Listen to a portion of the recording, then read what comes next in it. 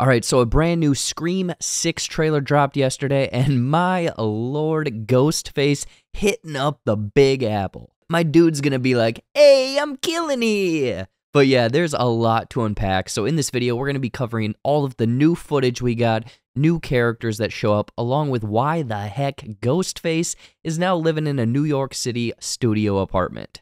But with all of that out of the way, a huge thank you for clicking this. I'm your host, Jared, the scary movie of the Heavy Spoilers channel. Now let's get into Scream 6. This isn't like any other Ghostface. Alright, so kicking things off, Scream 6 changes things up with the surviving members heading off to college in the concrete jungle where dreams are made of. However, the Carpenter sisters' PTSD appears to have followed them right behind as they are chased into a bodega by someone wearing a ghost face mask. Now, this one differs from the later ones in the trailer. This one looks worn, a bit older, kind of like how Michael Myers' mask was all like decrepit looking in the 2018 Halloween reboot. So this one might be an original mask. Clearly, it looks like he or she is after the Carpenter sisters, as Ghostface gives this man the business and narrowly dodges incoming shotgun fire from the store clerk, instead turning the weapon back on him, and this is such a badass image of a weathered Ghostface just packing some serious heat. There's a clever disclaimer on the pillar to the right stating, "No exchange or refund on phone cards," referencing Ghostface always running out of prepaid minutes asking people what their favorite scary movies are. The two sisters try to sneak away, but some broken glass gives away their location. This could all be a huge misdirect and just be a robber in a random mask that they found in like an alley. Honestly, I think that the police are probably going to show up right after this and smoke this fool. We then get a voiceover from Sam Carpenter talking to someone, I'm assuming it's her new college roommates or potentially sorority sisters, about her fleeing from California, being Billy Loomis's daughter, and also how this evil Ghostface presence has followed her all the way across the country, and how some of them might be in danger too. Sam is holding the same worn Ghostface mask from the bodega sequence earlier with a bit of blood on it. I still think that that Ghostface is taken out because Sam is holding the mask with the same navy jacket that she was wearing in the bodega. So potentially it's the next morning, the police are trying to gather information from the crime scene, it could be. There's a quick sequence showcasing new and returning characters. First is Leanna Liberato as Carly, maybe Sam's roommate. We then see Tara standing with Chad Meeks, and if you look on his sweater, you can see Blackfield University in New York. That's the college they're attending. Sam and Mindy Meeks, man, that is hard to say, standing with a new character of Allison, who I'm assuming is going to be a new friend or again a roommate. They're all terrified because someone in a ghost face mask is at their door. Mindy tells Allison to run. I'm guessing because she has no clue who Ghostface is, and it, again, is newer to the group, so yeah, she's screwed. My favorite part, though, is Kirby. Kirby is back, baby! I know a lot of people assumed she died in Scream 4, but there's actually a tease of her still being alive in Scream 5. I think it's like in a list of suggested YouTube videos that Richie is looking at, but yeah, she's back for this one. Again, it was rumored that she went into law enforcement after the events of Scream 4, potentially becoming a detective, and if you look at the guy walking behind her, he's sporting a badge of some sort, so we can assume that they're at a station, and yes, she is a detective, interviewing the Carpenter sisters after the bodega attack.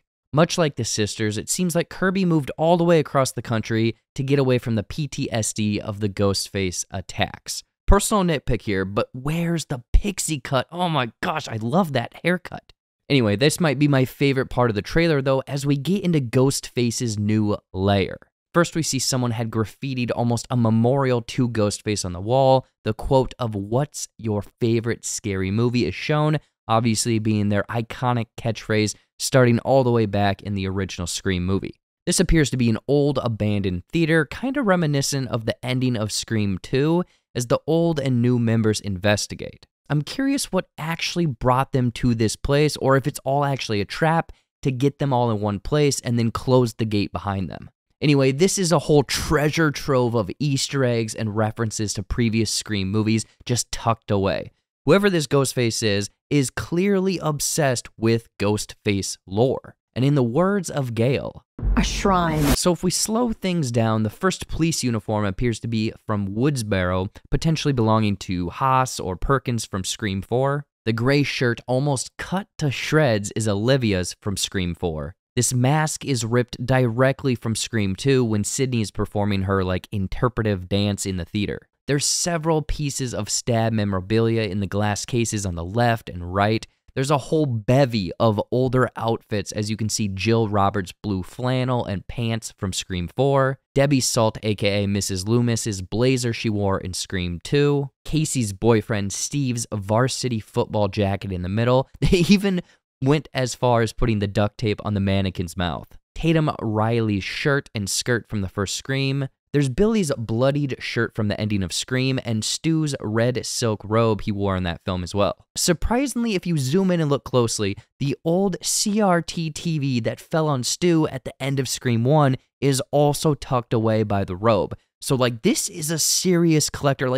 How do you even get that? There's also a flag sporting the same colors of Woodsboro High. I'm assuming it's their flag. The stupid fax machine from Scream 3, and the star or sun stage prop that Derek was hanging from at the end of Scream 2, tucked away on the left. I probably missed a couple things, so let me know in the comments. And also, don't forget to stab that like button and subscribe button, as it helps us out. But now the holy grail of the room are the 9 different Ghostface outfits on the stage, representing the 9 different Ghostface killers that there have been. To jog your memory, Scream 1 had Billy and Stu, Scream 2 had Mickey and Mrs. Loomis, Scream 3 had Roman, Scream 4 had Jill and Charlie, and lastly Scream 5 was Richie and Amber. Also, it's pretty cool that there's little nameplates at the bottom of each to show who worn which outfit. And if you zoom into the one in the glass case, this one is the original belonging to Billy, which brings about the theory